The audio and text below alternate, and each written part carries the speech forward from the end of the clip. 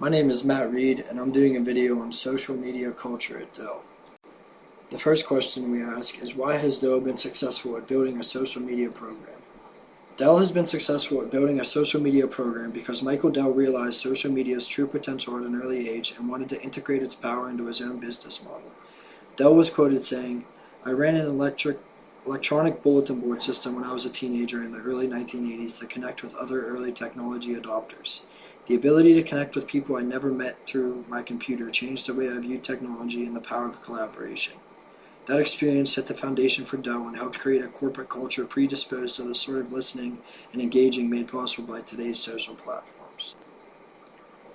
The company wanted to develop a social media program that helped solve customers' problems, improve Dell's reputation, and educate customers.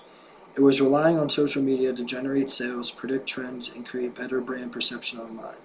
Dell centralized social media operations at corporate headquarters in order to create a social media communication strategy and align it with the company's business strategy.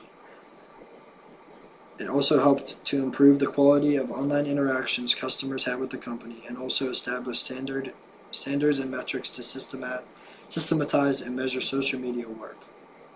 By mid-2010, Dell had begun measuring the Net Promoter Score, or NPS, for the company, and had found that its scores were very low.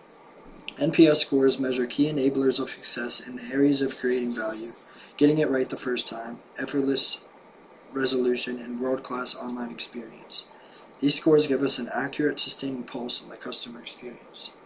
Social Media and Communications University, as the training was known, began in August 2010. After completing a set of courses, Dell employees received a certification that allowed them to speak on behalf of the company on the internet without worrying about approval from company executives or lawyers. Trust and influence were the two most important concepts to consider in online communication. Employees' social media accounts were more trusted by customers, and although employees generally had fewer followers than Dell's corporate social media accounts, the overlap between the two groups of followers was very small. So training as many employees as possible allowed Dell to reach an audience that might have otherwise been ignored. A social media listening command center, an office in Dell's headquarters with sophisticated social media monitoring tools that could show, in real time, what anyone on the internet said about Dell, was established to further improve the social media model.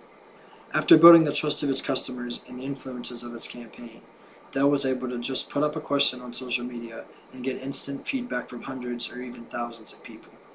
Michael Dell started with a small idea in the 80s before social media was even conceived and slowly integrated it into his company, one small step after another, until eventually the social media method of sales generation blew their traditional direct sales leads out of the water. Question number 2 is, why have Dell's social media-based sales leads been much more successful to result in sales than traditional leads? I can pretty much answer this question in the same way that I answered the first question, touching on the fact that Dell has helped solve customers' problems, improve their reputation, and educate their customers, while also generating sales, predicting trends, and creating better brand perception online. All of these objectives and plans open the door to two other important things: customer trust and brand influence. These two things alone drive sales into a company. Dell's early success sprang from its reliance on a direct sales model rather than traditional channels such as retailers, distributors, and resellers. When customers wanted to order a Dell PC, they called a 1-800 number, mailed in a form, or visited Dell.com. With the help of Dell's sales staff, customers determined the correct PC configuration to suit their needs, and Dell built and delivered it.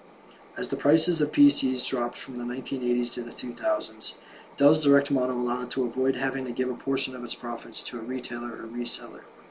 This sales model worked for the time being, and even then Dell was operating efficiently and impressively.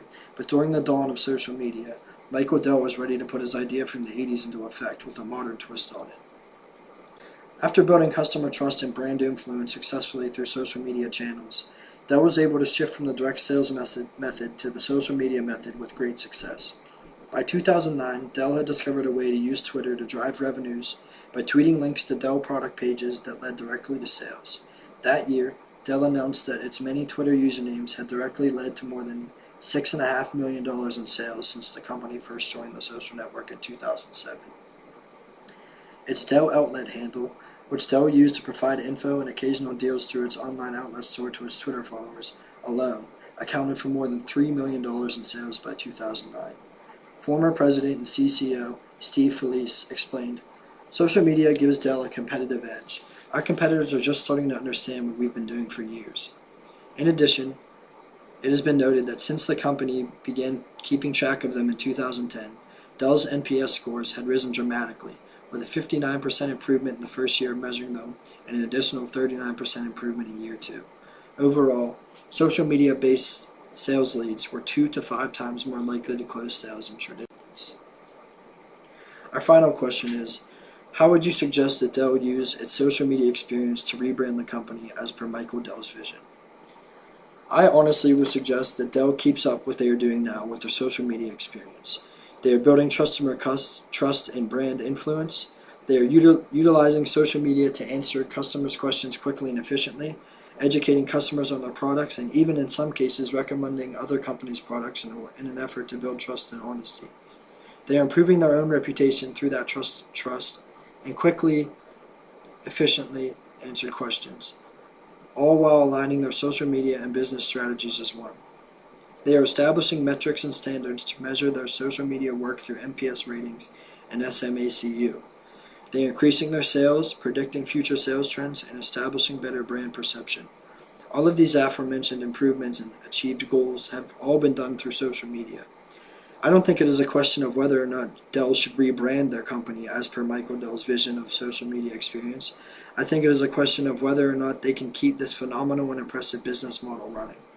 I'm very impressed by their ability to integrate social media in such a way that it makes the company millions in revenue more than with their previous model. I think the rebranding has already been done. I just think they need to continue their masterful work and use of social media.